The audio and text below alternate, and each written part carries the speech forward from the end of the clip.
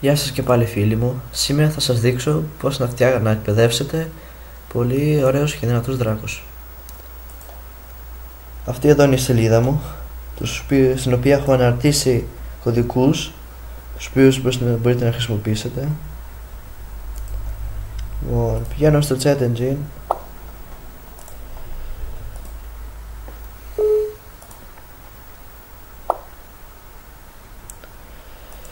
Διαλέγουμε τα browsers μας.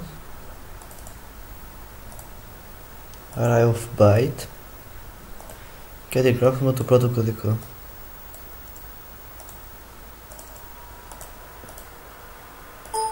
Αν αυτό δεν πετυχαίνει στο πρώτο, δοκιμάζουμε και στα υπόλοιπα. Βλέπετε εδώ μας έβγαλε αυτά εδώ τα αποτελέσματα, 26.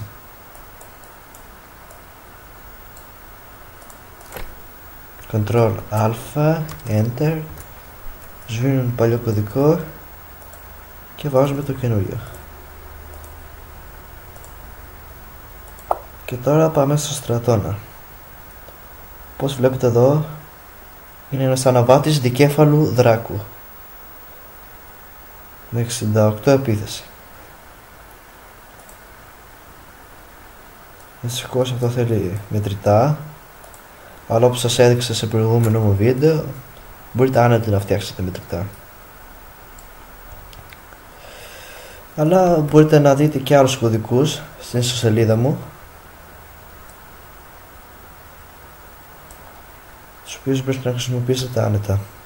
Ευχαριστώ που με είδατε και θα συνεχίζω να ανεβάζω διάφορα βίντεο.